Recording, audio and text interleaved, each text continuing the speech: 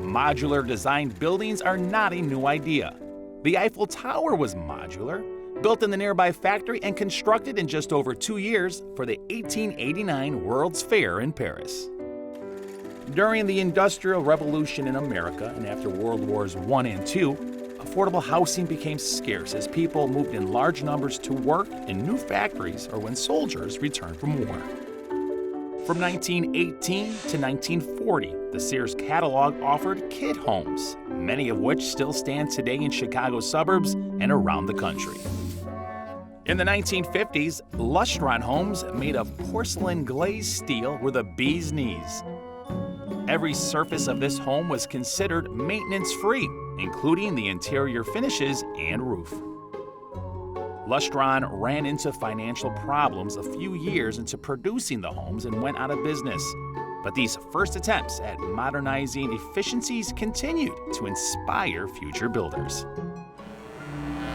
Today in Chicago, a unique new plant is opening that takes these ideas to a new level. So modular has been talked about for 50 plus years. I mean, Sears did it a long time ago, and a lot of those are still standing. We always wondered when, not if. And I would say right now is that perfect storm of opportunity. But what's different about what we're doing is that we're incorporating design, engineering, construction, and manufacturing. So we're delivering the whole building as a product. The first buildings delivered will be well-appointed yet affordable housing units for the west side of Chicago. This has a potential, okay, for multifamily, healthcare facilities, hospitality facilities, so we do commercial work too, right here inside this plant. The partnership with the Carpenters has been wildly positive.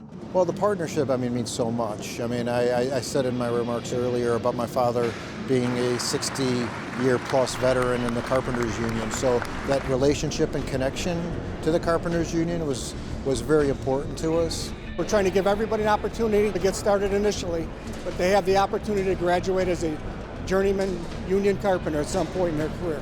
What we're doing here now is training our new assemblers. We have 4 lead carpenters that have about 30 years experience each.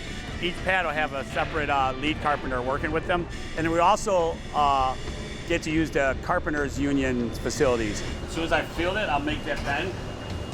It's a groundbreaking day nationwide to have this plant right here in the city of Chicago.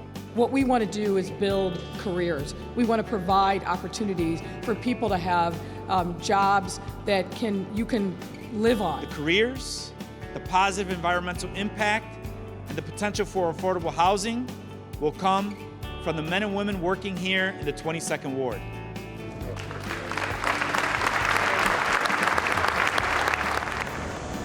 What's directly behind me is the first work cell. It's a 5-day process.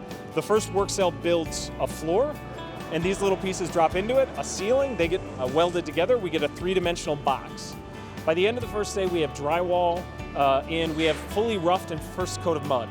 Day 2, the next column bay, we start to finish, start to get some of the details in. Day 3, so we're painting, we're putting in flooring, putting in tile in the kitchens and the bathrooms, start to put fixtures in.